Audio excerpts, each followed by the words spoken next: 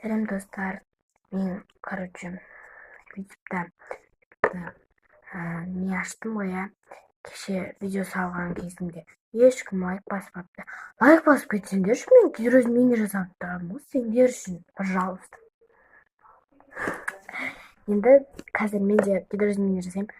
Ойлап жатқан шығарсыздар, гидроизменениеден басқа дым білмейтін ау деп. Ой, уайымдамаңыздар, ертең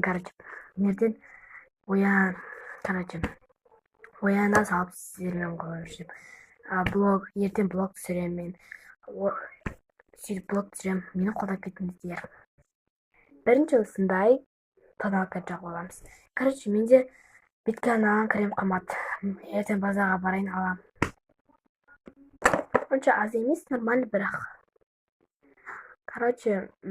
Ютубта бір балалар қарайды, мен кластасым ғой.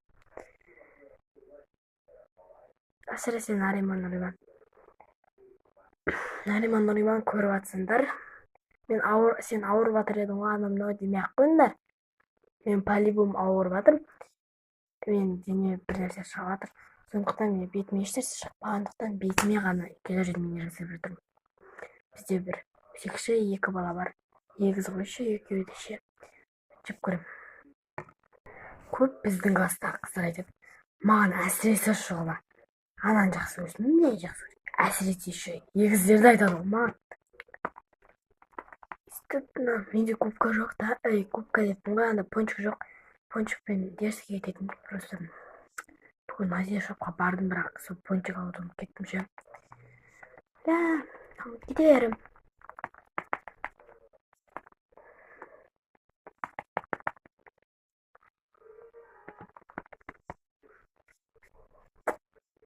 Да.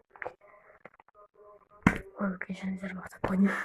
Мен мәдениетті қызбын ғой, достар. Кім айтты мен боқтайды деп? Боқтамайын, просто ауылдан шығып кете бер.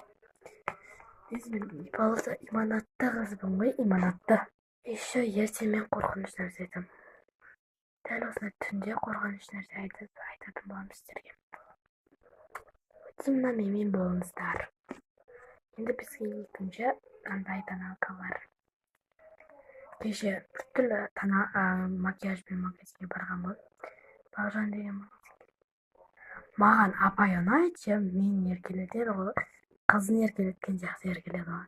Еркелетеді ғой. Потому что сондаймын. Контейнер жағып алды.